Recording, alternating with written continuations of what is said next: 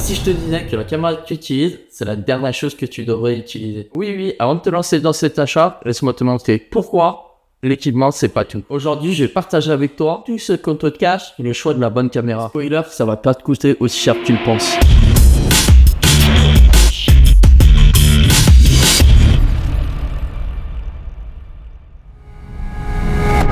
Le mythe de la caméra parfaite.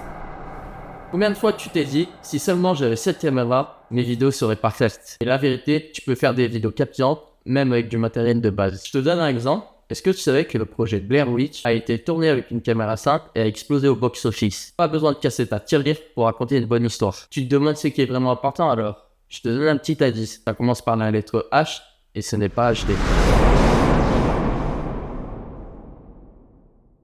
Et oui, c'est l'histoire qui doit primer. Peu importe la résolution, si ton contenu ne résonne pas avec ton audience. Imagine, tu regardes une vidéo un petit peu floue, mais tu es captivé par l'histoire. Ce que les gens retiennent, ce sont les émotions et les idées. Avant de te préoccuper de ta caméra, demande-toi ce que tu veux transmettre à ton audience. Tu te souviens de la première vidéo qui t'a marqué? Souviens-toi, ce n'était probablement pas une question de pixels, mais une question d'émotion. Dis-moi en commentaire d'ailleurs quelle première vidéo t'a marqué, qu'on en parle ensemble. L'importance du son. Voici une erreur que beaucoup de débutants font, c'est négliger le son. Et n'oubliez pas, le son est vraiment plus important que l'image. Juste imagine un son qui grésille, c'est vraiment impossible de se concentrer. Le secret, c'est d'investir dans un bon micro. Ils sont durables et resteront à jour pendant des années, contrairement aux caméras qui évoluent cette série toujours d'aujourd'hui. Et attends, je t'arrête.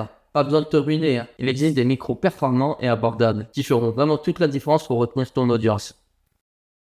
La lumière, l'élément oublié. Passons maintenant à un élément essentiel, la lumière.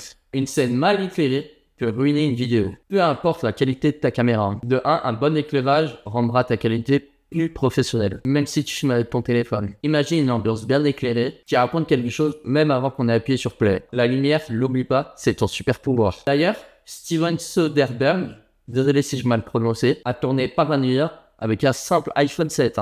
Mais par contre, il a investi un max dans l'éclairage. Et si t'as pas vu le film, je t'invite à le voir. Et résultat, une qualité qui passe au cinéma. La caméra, ce qu'il faut vraiment savoir. On arrive enfin à la caméra. Et quel modèle choisir du coup? Première chose à savoir, c'est qu'il n'y a pas de caméra parfaite. Mais il y a une caméra qui correspond à tes besoins.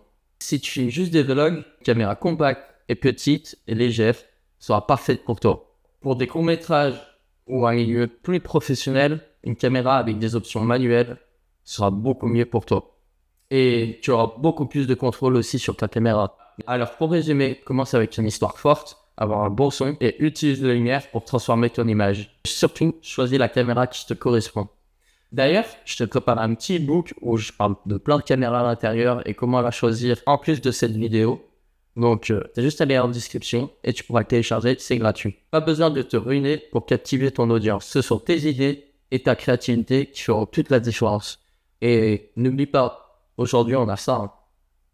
Maintenant, dis-moi, quelle étape est la plus difficile pour toi? L'histoire, le son, la lumière ou le choix de la caméra? Dis-moi tout en commentaire et nous on se retrouve pour un prochain conseil vidéo. N'oublie pas de t'abonner, de liker si la vidéo t'a aidé et à bientôt!